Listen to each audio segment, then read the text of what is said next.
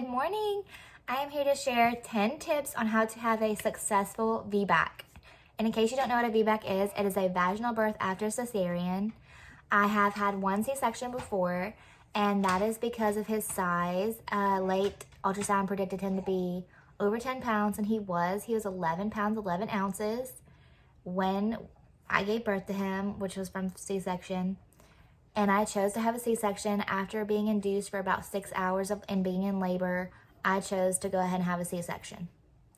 And I'm glad I did. I'm glad the option is available. And I do think I made the right decision. Now, I am 3 weeks postpartum now with our second little boy, and I was able to have a vaginal delivery, and the recovery has been absolutely amazing. But they're both healthy, and that's all that matters. But if you want to have a vaginal delivery like me,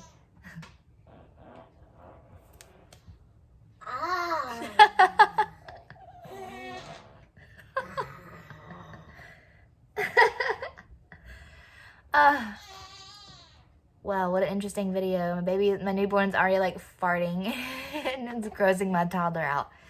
Anyway, so number one tip is to have a late ultrasound to predict your your size or your position of your baby.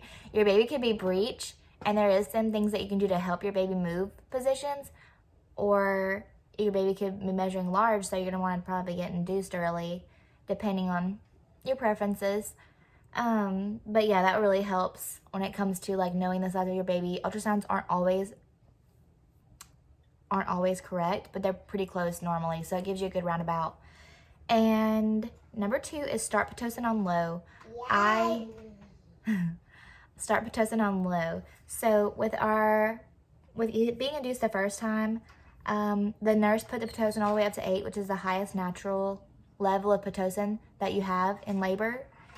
And that was very, very, very harsh on me.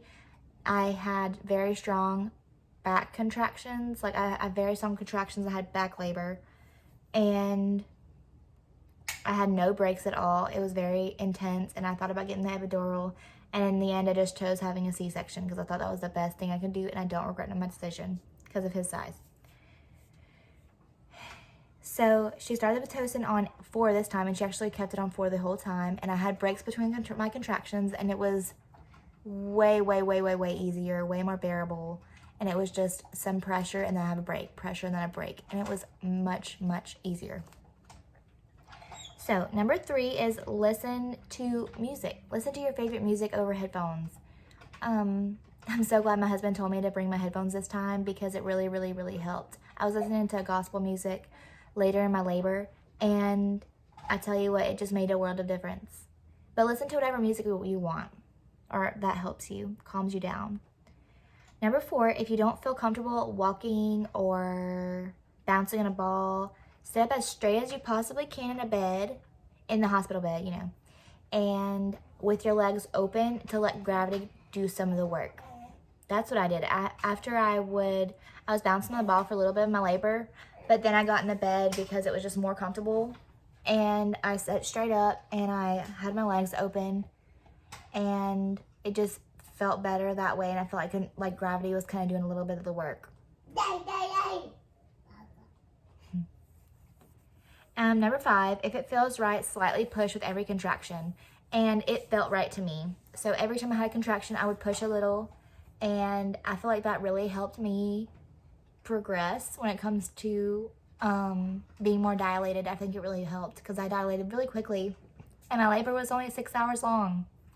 So I'm so thankful for that. It was a wonderful experience, and it was just so nice and quick, and it wasn't bad, so that's wonderful. Of course, everybody's different. You never know. And number 6, bring something to look at that brings peace. For example, like a cross or a picture. I wrote a cross, and I put it on the table next to the bed, and every so often I'd look at it, and it made me feel a little better because I know God is in control.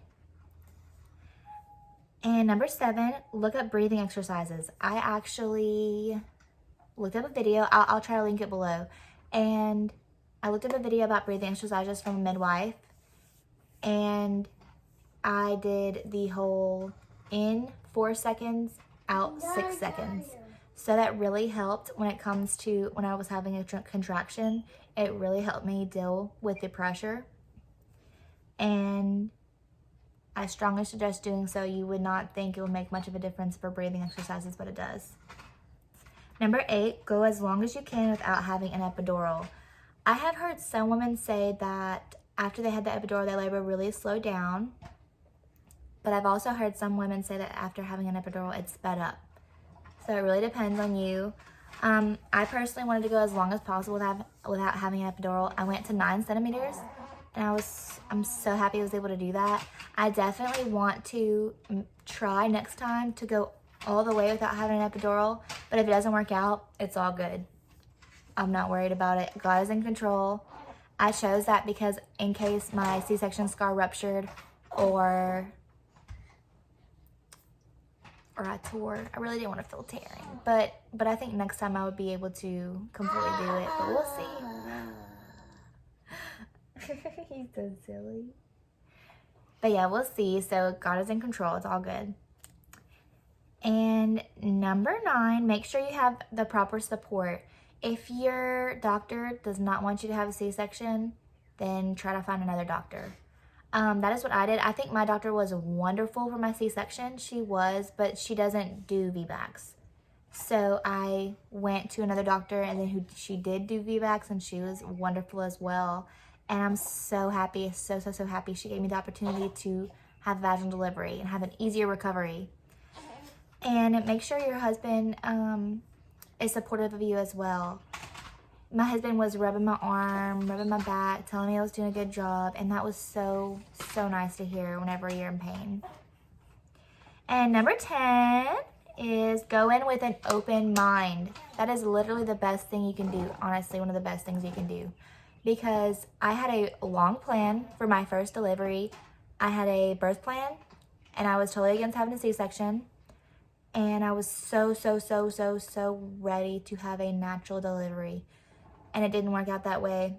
And I was so upset after having him. And I felt like I regretted having a C-section. I wish I would have known earlier that he was big so I can induce early. But now that my head's on right, I don't regret it. I think I made the right decision. And you just really have to go in with an open mind because you never know what's going to happen. You can't control a lot of things when it comes to labor. You can't control if your baby's heart rate drops. You can't control if your blood pressure gets super high and it's dangerous for you and the baby. You just never know. You just have to go in with an open mind and know that it's up to God. Whatever happens is meant to happen, and it will be okay. Okay, so that's my 10 tips when it comes to having a successful VBAC. I'm not a doctor or a midwife, but I really hope these tips have helped y'all. And I'm so excited. I hope y'all are able to have a VBAC as well. If you've ever had a C-section before, I really hope you're able to have a successful VBAC. And if you like this video, go ahead and give it a thumbs up and subscribe to see some more future videos.